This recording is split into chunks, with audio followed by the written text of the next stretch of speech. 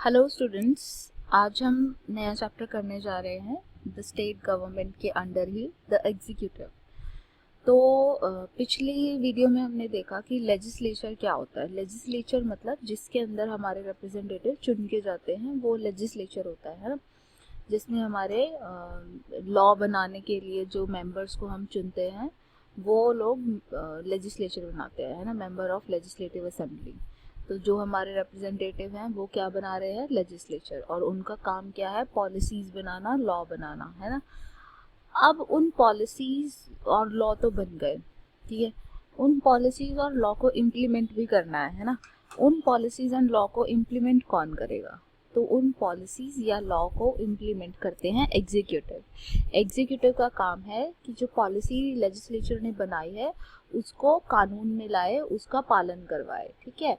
तो आज के लर्निंग ऑब्जेक्टिव हमारे हैं, after studying this lesson, you will be able to explain the method of appointment, power and position of governor. देखो, governor जो होता है वो स्टेट का हेड एग्जीक्यूटिव होता है। सबसे बड़ा एग्जीक्यूटिव जो है वो है गवर्नर। गवर्नर के साइन के बिना कोई काम नहीं होता स्टेट में। दैट मीन्स गवर्नर सबसे बड़ा एग्जीक्यूटिव है। और हम जानेंगे उसकी अपॉइंटमेंट के बारे में, उसकी पावर्स के बारे में, पोजीशन के बारे में। Assess the relationship between the governor and the chief minister. फिर हम देखेंगे कि गवर्नर और चीफ मिनिस्टर के बीच का रिलेशन क्या है, कौन किसको रिपोर्ट करता है, क्या क्या होता है, कितनी मीटिंग्स करनी ज़रूरी है, क्या है ना, ये सब देखेंगे। फिर हम पावर करेंगे एक्सप्लेन चीफ मिनिस्टर की। चीफ मिनिस्टर के पास क्या क्या पावर होती है, काउंसिल ऑफ मिनिस्टर के पास क्या क्या पावर होती है, ये सब हम डिस्कस करेंगे। फिर हम सिविल सर्विसेज के बारे में पता करेंगे और state in the state and administration in union territory. Civil services कैसे स्टेट की एडमिनिस्ट्रेशन में हेल्प करती है। सिविल सर्विसेज मतलब जो सरकारी नौकर होते हैं वो स्टेट की गवर्नमेंट में कैसे काम करते हैं पूरी, उसके बारे में हम जानेंगे। तो चलिए स्टार्ट करते हैं अपना डिस्कशन। सबसे पहले जो गवर्नर है वो जैसे प्रेसिडेंट एक देश का हेड होता है ना, वैसे ही एक स्टेट का हेड गवर्नर होता है। गवर्नर ऑफिशियल हेड है कि उसके सिग्नेचर्स के बिना कुछ नहीं हो सकता। वो एक ऑफिशियली एक हेड है। जैसे कि प्रेसिडेंट फर्स्ट सिटीजन होता है देश का, वैसे ही गवर्नर फर्स्ट सिटीजन होता है उस स्टेट का, ठीक है। चीफ मिनिस्टर जो होता है वो रियल हेड होता है। रियल हेड का मतलब क्या हो गया कि सारी पावर्स, क्या बनाना है, कौन सी पॉलिसी बनानी है, कौन से रूल्स बनाने हैं, कौन से रूल्स नहीं बनाने हैं, क्या लागू होगा क्या नहीं लागू होगा, ये सारा काम चीफ मिनिस्टर का है। तो रियल पावर किसके हाथ में हुई? Chief minister. जो भी चीफ मिनिस्टर बोल देगा बेसिकली गवर्नर को वो मानना पड़ेगा, और गवर्नर को तो सिर्फ उसके ऊपर स्टैंप लगानी है। बेसिक यही फंडा है, ठीक है। तो रियल एक तो ऑफिशियल हेड हो गया, ऑफिशियल हेड हमारे हो गए गवर्नर, और जो रियल हेड हमारे हैं वो हो गए चीफ मिनिस्टर। जो चीफ मिनिस्टर होता है वो काउंसिल ऑफ मिनिस्टर का हेड होता है। देखो, ये साइकिल हम पहले शुरुआत से समझते हैं कि क्या है। देखो, जो इलेक्शंस होते हैं, जब इलेक्शंस होते हैं तो हम अपने रिप्रेजेंटेटिव्स चुनते हैं, है ना। हम अपने रिप्रेजेंटेटिव्स चुनते हैं। जब हम वो रिप्रेजेंटेटिव्स चुनते हैं, वो रिप्रेजेंटेटिव जाके एमएलए बनते हैं, है ना। एमएलए बनते हैं वो रिप्रेजेंटेटिव, और वो लेजिस्लेटिव असेंबली बनाते हैं, है ना। अब जो वो लेजिस्लेटिव असेंबली बना लेते हैं तो जो पार्टी मेजॉरिटी में होती है, मान लीजिए 100 सीट थी, 100 में से 52 सीट्स पर कोई एक पार्टी जीत गई, ठीक है, तो वो पार्टी सरकार बनाएगी, ठीक है। वो पार्टी सरकार बनाएगी। सरकार बनाने का मतलब है वो पार्टी एग्जीक्यूटिव बनाएगी, वो पार्टी एग्जीक्यूटिव बनाएगी। अब उन 52 मेंबर्स में से कुछ मेंबर्स को चुना जाएगा जो कि मिनिस्टर्स बनेंगे। उनको हम कलेक्टिवली बोलते हैं काउंसिल ऑफ मिनिस्टर्स। उनको, कुछ लोगों को कुछ काम दिया जाएगा कि हाँ आपको ये काम करना है, आपको ये काम करना है, ठीक है। वो लोग पॉलिसी नहीं बनाएंगे, बट वो लोग एग्जीक्यूटिव होंगे। हमारे यहाँ क्या सिस्टम है, हमने रिप्रेजेंटेटिव्स को चुना, रिप्रेजेंटेटिव चुने गए, फिर जो पार्टी जीत जाएगी वो पार्टी एग्जीक्यूटिव बनाएगी, वो पार्टी एग्जीक्यूटिव बनाएगी, वो डिसाइड करेगी कौन पॉलिसी बनाएगा, कौन पॉलिसी एग्जीक्यूट करेगा, ठीक है। तो वो पार्टी एग्जीक्यूटिव बनाएगी। अब एग्जीक्यूटिव में फिर हम किसी को काम देंगे कि ये काम इसके हवाले है, ये काम इसके हवाले है, तो वो जिनको हम काम अलॉट करते हैं उनको हम मिनिस्टर्स बोलते हैं, तो कलेक्टिवली उनको बोलेंगे काउंसिल ऑफ मिनिस्टर। और जो चीफ मिनिस्टर होता है वो काउंसिल ऑफ मिनिस्टर का हेड होता है, वो काउंसिल ऑफ मिनिस्टर का हेड होता है, ठीक है। और जो काउंसिल ऑफ मिनिस्टर होती है उसको 3 पार्ट में डिवाइड किया जाता है। सारे मिनिस्टर काउंसिल ऑफ मिनिस्टर का पार्ट हैं, ठीक है, लेकिन हमने उसको 3 पार्ट में डिवाइड कर दिया है। एक है कैबिनेट, जो सबसे इम्पॉर्टेंट मिनिस्टर होते हैं, जो सबसे ज़्यादा इम्पॉर्टेंट डिपार्टमेंट होते हैं, जैसे होम मिनिस्ट्री, डिफेंस, ऐसी को जो बहुत ज़्यादा इम्पॉर्टेंट डिपार्टमेंट्स हैं, उसको वो कैबिनेट मिनिस्टर्स होते हैं, वो कैबिनेट मिनिस्ट्री होती है। उसके बाद जो दूसरे लेवल पे आते हैं वो होते हैं मिनिस्टर ऑफ स्टेट, दूसरे लेवल पे आते हैं मिनिस्टर ऑफ स्टेट। तीसरे लेवल पे जो कैबिनेट मिनिस्टर और मिनिस्टर ऑफ स्टेट को हेल्प करते हैं, उनको असिस्ट करते हैं, कैबिनेट मिनिस्टर और मिनिस्टर ऑफ स्टेट को जो हेल्प करते हैं, असिस्ट करते हैं, उनको हम डिप्टी मिनिस्टर बोलते हैं, उनको हम डिप्टी मिनिस्टर बोलते हैं। तो ये एक पूरी चेंज है कि सबसे पहले हम रिप्रेजेंटेटिव चुनेंगे, रिप्रेजेंटेटिव में से हम एक सरकार निकालेंगे, वो सरकार अपने में से कुछ लोगों को मिनिस्टर बनाएगी। वो मिनिस्टर 3 टाइप के होंगे, जो सबसे इम्पॉर्टेंट है वो कैबिनेट, दूसरे उनको हेल्प करने वाले, उनसे नीचे मिनिस्टर ऑफ स्टेट, और डिप्टी मिनिस्टर जो बिल्कुल उनके असिस्टेंट्स होते हैं, ठीक है, असिस्टेंट होते हैं, वो डिप्टी मिनिस्टर हो जाएंगे, ठीक है। अब हम देख लेते हैं गवर्नर के पास क्या क्या पावर्स होती हैं। Powers of a governor. The power of the governor can be categorized as executive power, legislative power, financial power, judicial power and discretionary power. देखो जो गवर्नर है, गवर्नर के पास सारी पावर्स है, क्योंकि वो हेड ऑफ द स्टेट है, वो हेड ऑफ द स्टेट है, तो उसके पास सारी पावर है। तो सबसे पहले एग्जीक्यूटिव पावर क्या होती है? एग्जीक्यूटिव पावर होती है कि किसी लॉ को इम्प्लीमेंट करवाने की पावर। कोई रूल बन गया, ठीक है, रूल बन के वो इम्प्लीमेंट भी तो होना चाहिए। अब वो इम्प्लीमेंट कौन करवाएगा? वो पावर है गवर्नर के पास, ठीक है। तो the governor appoint the chief minister and other member of council of minister. तो एग्जीक्यूटिव पावर में सबसे पहला उसका काम है कि वो चीफ मिनिस्टर को अपॉइंट करेगा और दूसरे काउंसिल ऑफ मिनिस्टर को अपॉइंट करेगा। He she also appoint person on important posts such as chairman and member of State Public Service Commission, State Election Commission, State Finance Commission, Advocate General, judges of High Court and High Court judges of High Court judges of courts other than High Court। High court के जजेस को तो खैर president करते हैं, चुनते हैं, लेकिन हाई कोर्ट को छोड़ के जो सबऑर्डिनेट कोर्ट होते हैं, जैसे डिस्ट्रिक्ट कोर्ट हो गया, उसके हेड को चुनते हैं। उसके हेड को कौन चुनता है? गवर्नर चुनता है। तो बेसिकली अगर मैं आपसे बोलूँ what are the executive function of governor, so first of all governor chooses the chief minister and council of minister. उसके बाद क्या? He appoints chairperson of state public service commission, election commission, state finance commission and court other than high court, ठीक है। He she is consulted when the judges of state high court are appointed by president। उसको consult ज़रूर किया जाता है जब high court के जजेस की अपॉइंटमेंट होती है, तो उनको कंसल्ट ज़रूर किया जाता है, बट उनको अपॉइंट करने की पावर किसके पास है? प्रेसिडेंट के पास है। इनसे सिर्फ सलाह मांगी जाती है, मशवरा मांगा जाता है, बाकी पावर है प्रेसिडेंट के पास। He appoint only that person as chief minister who is the leader of majority of legislative assembly।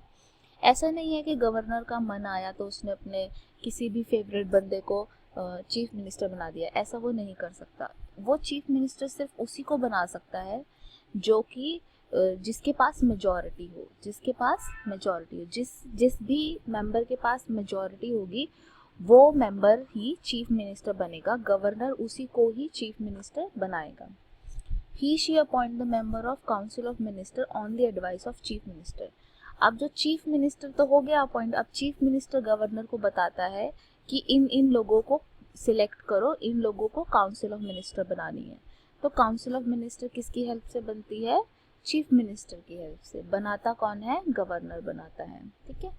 All other appointment are made and executive functions are performed by him or her exactly as per the advice of council of minister. अब जो पूरा state है, पूरे state का कुछ भी काम है, वो काम ये करते हैं, गवर्नर करते हैं, गवर्नर के नाम पर होता है, लेकिन एडवाइस उनको कौन करता है? उनको एडवाइस करते हैं council of minister. Council of minister ही उनको एडवाइस करते हैं और काउंसिल ऑफ मिनिस्टर की एडवाइस से ही उन्हें सारे काम करने होते हैं। ठीक है, नेक्स्ट अब हम जान लेते हैं उनकी दूसरी पावर्स के बारे में। Legislative power.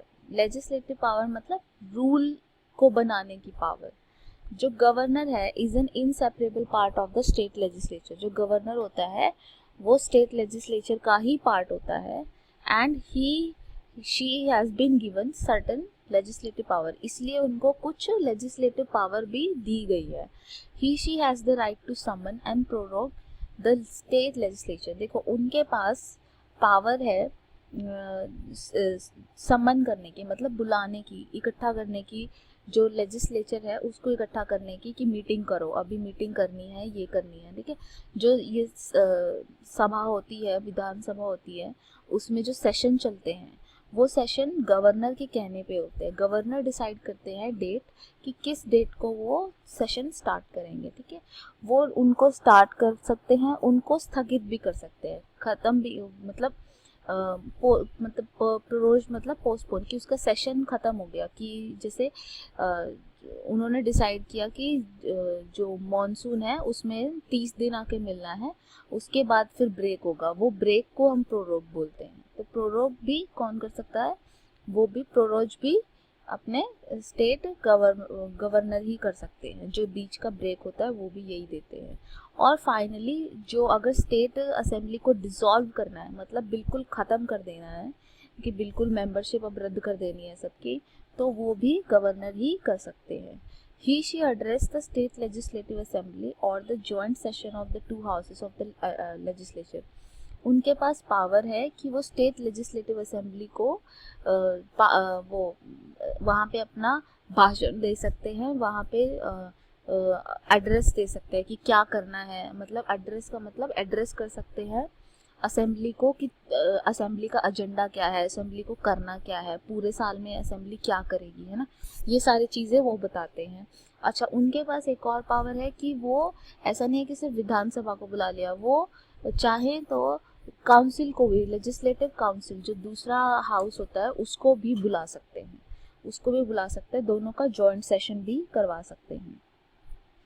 और क्या पावर है उनके पास? उनके पास पावर है कि वो नॉमिनेट कर सकते हैं एक मेंबर को जो एंग्लो इंडियन कम्युनिटी से बिलोंग करता है into legislative assembly. Legislative assembly के अंदर वो एक मेंबर को जो एंग्लो इंडियन कम्युनिटी से बिलोंग करता है उसको नॉमिनेट कर सकते हैं। ठीक है, उनके पास ये एक पावर है। फिर legislative powers, he she can nominate 1/6 member of the legislative council. जो दूसरा सभा होती है, विधान सभा में 2 हाउसेज होते हैं ना, एक लेजिस्लेटिव असेंबली, एक लेजिस्लेटिव काउंसिल। ठीक है, तो जो दो हाउसेज होते हैं उसमें से जो लेजिस्लेटिव काउंसिल है, तो गवर्नर के पास पावर है कि 1/6 of member of legislative council वो नॉमिनेट कर सकते हैं, वो उसको नॉमिनेट कर सकते हैं। If the state has by cameral legislator, अगर स्टेट में लेजिस्लेटिव काउंसिल है तो। क्या हर स्टेट में लेजिस्लेटिव काउंसिल नहीं होती है, लेकिन हर स्टेट में लेजिस्लेटिव असेंबली ज़रूर होती है। तो यहाँ पे जिस स्टेट में लेजिस्लेटिव काउंसिल भी होती है और लेजिस्लेटिव असेंबली भी होती है उसे बाई कैमरल स्टेट बोलते हैं। ठीक है, once again in real practice the governor does this all on recommendation of council of minister headed by chief minister। ये सारी चीज़ें, चाहे मेंबर को नॉमिनेट करना हो या कुछ भी हो, ये सारी चीज़ें जो करता है गवर्नर, वो करता है काउंसिल ऑफ मिनिस्टर की एडवाइस पर ही। A bill passed by state legislature become act, तभी वो लॉ बनता है, तभी वो एक्ट बनता है जब गवर्नर उसके ऊपर साइन कर देते हैं। अदरवाइज अगर गवर्नर उसके ऊपर साइन ना करे तो वो एक सिर्फ बिल है। नेक्स्ट पावर है financial power. Okay, financial power का मतलब है द बजट। फाइनेंशियल पावर, सारा फाइनेंस का जो लेखा जोखा है वो तो सारा बजट में लिखा रहता है, इसलिए बजट में उनकी क्या पावर है? The budget that is annual finance statement of the state is prepared and presented by state finance minister before the state legislature on the behalf of the governor, governor के behalf पे ये present किया जाता है। जो budget है वो governor की जिम्मेदारी है और गवर्नर अपॉइंट करता है चीफ स्टेट फाइनेंस मिनिस्टर को, और स्टेट फाइनेंस मिनिस्टर गवर्नमेंट के बिहाफ पे बिल ये बजट बनाता है, ठीक है। मोर ओवर कोई भी मनी बिल को इंट्रोड्यूस नहीं किया जा सकता स्टेट लेजिस्लेचर में without the recommendation of governor. मतलब अगर पैसे का मैटर है तो बिल सभा में आने से पहले उसको गवर्नर की अनुमति मांगनी होगी कि क्या हम ये बिल सभा में ले जा सकते हैं या नहीं, ठीक है। He she has control over the state contingency fund, उसका स्टेट कंटिजेंसी फंड के ऊपर भी कंट्रोल होता है। स्टेट कंटिजेंसी फंड क्या होता है? जैसे हम लोग इमरजेंसी के लिए कुछ पैसे बचा के रखते हैं ना, वैसे स्टेट गवर्नमेंट भी क्या करती है, इमरजेंसी के लिए कुछ पैसे बचा के रखती हैं, उसको कंटिजेंसी फंड कहते हैं। तो मतलब अगर कोई आपदा आ जाती है, कोई मुसीबत आ जाती है जिसकी वजह से स्टेट को पैसे की ज़रूरत है, तो वो गवर्नर से पूछती है कि क्या गवर्नर जी हम यहाँ से पैसा ले लें, तो वो स्टेट कंटिजेंसी फंड से पैसा दे देते हैं, ठीक है। ये उनकी पावर है। आगे उनकी जुडिशियल पावर है। जुडिशियल पावर के अंदर जो गवर्नर है वो किसी भी जो ऑफेंस है उसको पार्डन कर सकते हैं या पनिशमेंट को रिड्यूस कर सकते हैं।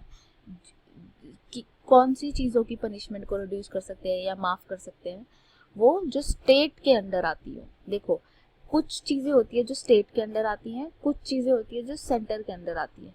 तो अगर कोई चीज़ें स्टेट के अंडर आती हैं, कोई जुल्म, कोई कुछ, कोई पनिशमेंट कोई स्टेट के अंडर आती है, ठीक है, तो स्टेट के तहत अगर वो आता है तो गवर्नर के पास पावर है कि वो उस इंसान को माफ़ कर दे या उसकी पनिशमेंट को रिड्यूस कर दे, ठीक है। तो ये उसकी जुडिशियल पावर है।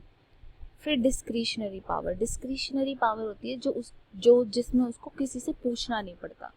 देखो, अभी तक जितनी भी पावर आ रही थी, गवर्नर को चीफ मिनिस्टर और काउंसिल ऑफ मिनिस्टर से पूछना पड़ रहा था, लेकिन डिस्क्रिशनरी पावर ऐसी पावर्स होती है जिसमें उसे पूछना नहीं पड़ता है। Governor can act on the advice of state council of minister. This mean in reality governor has no power.